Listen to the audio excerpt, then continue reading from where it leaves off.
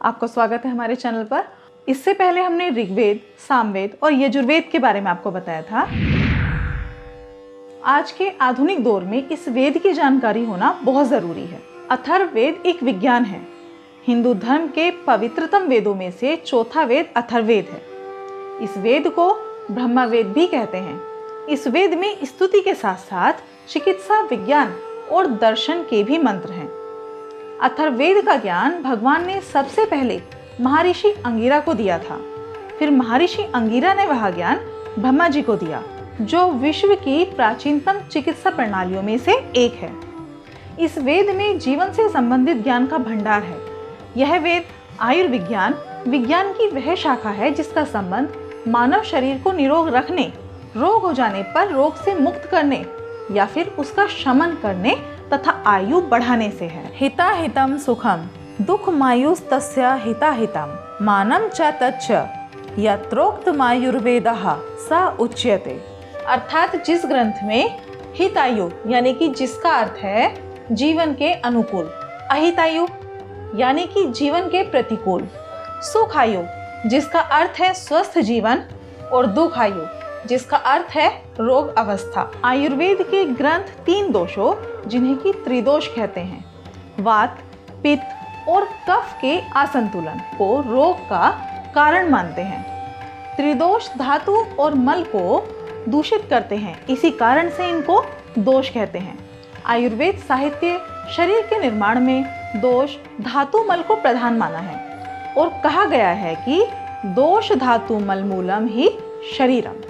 आयुर्वेद का प्रयोजन शरीर में स्थित इन दोष, धातु एवं मलों को साम्य अवस्था में रखना है, जिससे स्वस्थ व्यक्ति का स्वास्थ्य बना रहे, एवं दोष धातु मलों की असामान्य अवस्था होने पर उत्पन्न विकृति या रोग की चिकित्सा करना है और समदोष की स्थिति को आरोग्य माना गया है। आयुर्वेदयति बोध्यति इति आयुर्वेदः, अर्थात जो शास्त्र विज्ञान आयु यानी कि जीवन का ज्ञान कराता है उसे आयुर्वेद कहते हैं।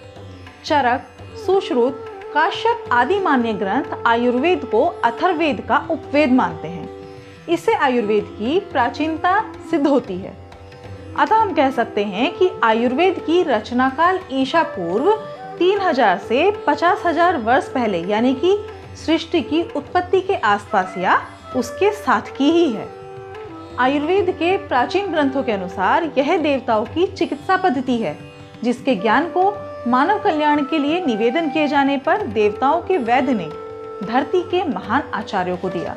आयुर्वेद के आचार्य हैं अश्विनी कुमार, धन्वंतरी, दिवोदास यानी कि काशीराज, नकुल, सहदेव, अक्री, च्यवन, जनक, बुध, जावाल, जाजली, पैल, करत, अगस्त्य, अत्रि तथा उनके 6 शिष्य अग्निवेश, भेड़, जतुकर्ण, पराशर, सीरपाणी, हारित, सुश्रुत और चरक इस अष्टांग आयुर्वेद के अंतर्गत देह तत्व, शरीर विज्ञान, शस्त्र विद्या, भेषज और द्रव्य गुण तत्व, चिकित्सा तत्व और धात्री विद्या ही हैं। इसके अतिरिक्त उसमें सदृश चिकित्सा यानी कि होम्योपैथी, विरोधी चिकित्सा यानी कि एलोपैथी, जल चिकित्सा यानी कि हाइड्रोपैथी और प्राकृतिक चिकित्सा यानी कि नेचुरोपैथी, योग, सर्जरी, नाड़ी विज्ञान यानी कि पल्स डायग्नोसिस आदि आजकल के अभिनव चिकित्सा प्रणालियों के मूल सिद्धांतों के विधान भी 2500 वर्ष पूर्व ही सूत्र रूप में लिखे पाए जाते हैं। आयुर्वेद के 2 उद्देश्य हैं। स्वस्थ व्यक्तियों के स्वास्थ्य की रक्षा करना, इसके लिए अपने शरीर और प्रकृति के अनुकूल देश, काल आदि का विचार करना, नियमित आहार विहार, चेष्टा, व्यायाम, शौच, स्नान, शयन, जागरण आदि, गृहस्थ जीवन के लिए उपयोगी शास्त्रोक्त दिनचर्या, रात्रिचर्या एवं ऋतुचर्या का पालन करना, संकट में कार्यों से बचना, प्रत्येक कार्य विवेकपूर्ण करना, मन और अपनी इंद्रियों को नियंत्रित रखना। आयुर्वेद के प्राचीन ग्रंथों में मनुष्य को स्वस्थ रहने के लिए बहुत सी बातें बताई गई हैं, जैसे कि ईर्ष्या, द्वेष, लोभ, अहंकार आदि से बचना, सदाचार का पालन करना और दूषित वायु, जल, देश और काल के प्रभाव से उत्पन्न महामारियों में विज्ञ चिकित्सकों के उपदेशों का समुचित रूप से पालन करना, मलमूत्र आदि के उपस्थित वेगों को न रोकना, स्वच्छ और विशोधित जल, वायु, आहार आदि का सेवन करना और दूसरों को भी इसके लिए प्रेरित करना, ये स्वास्थ्य रक्षा के साधन हैं।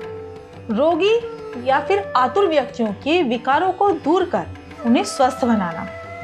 इसी प्रकार संपूर्ण आयुर्वेदिक चिकित्सा के 8 अंग माने गए हैं। ये 8 अंग हैं काय चिकित्सा यानी कि मेडिकल डॉक्टर, जिसमें चीरफाड़ के यंत्रों, शस्त्रों आदि के प्रयोगों का वर्णन होता है। शल्य तंत्र यानी कि सर्जरी, शालक्य तंत्र जिसमें कान, आँख, नाक, जीभ, होठ और मुंह आदि के रोगी और उनकी चिकित्सा का विवरण है। कौमार भृत्य, बालकों के लालन पालन और चिकित्सा आदि की विद्या। अगध तंत्र यानी कि अगध सिस्टम, अगध तंत्र में कुत्ते का काटा जाना, सांप का काटा जाना, जहरीले जीव जंतुओं का, पशुओं का काटा जाना, इन सभी का इलाज किया जाता है। जरावस्था एवं रसायन तंत्र, वृद्धावस्था के कारण उत्पन्न हुए विकारों को दूर करने के उपाय इस तंत्र में वर्णित हैं। वाजीकरण, शुक्र धातु की उत्पत्ति, पुष्टता एवं उसमें उत्पन्न दोषों और उसके क्षय, वृद्धि आदि कारणों से उत्पन्न लक्षणों की चिकित्सा आदि विषयों के साथ उत्तम स्वस्थ संतानोत्पत्ति संबंधी ज्ञान का वर्णन इसके अंतर्गत आता है। भूत विद्या, यह भूत प्रेत वाला भूत नहीं है, बल्कि यहाँ अर्थ पंच महाभूत यानी कि 5 भौतिक तत्व से है। पंच भौतिक तत्व में अग्नि, पृथ्वी, वायु, जल और 5वां तत्व आकाश है। इन्हीं पंच तत्वों में से किसी एक तत्व की कमी या फिर उसकी अधिकता से संतुलन बिगड़ जाने से शारीरिक और मानसिक रोग प्रकट होते हैं। इस वेद में जीवन से संबंधित ज्ञान का भंडार है। यह वेद आयुर्विज्ञान विज्ञान की वह शाखा है जिसका संबंध मानव शरीर को निरोग रखने, रोग हो जाने पर रोग से मुक्त करने अथवा उसका शमन करने तथा आयु बढ़ाने से भी है। और आयुर्वेद का उद्देश्य ही स्वस्थ प्राणी के स्वास्थ्य की रक्षा तथा रोगी की रोग से रक्षा है। तो यह थी अथर्ववेद की छोटी सी जानकारी जो हमने आपको दी। ऐसी ही अन्य जानकारी के लिए हमारे चैनल को सब्सक्राइब कर बेल आइकन को दबाएं ताकि आगे की वीडियोस भी आप तक पहुंच सकें। नमस्कार, धन्यवाद, जय माता दी।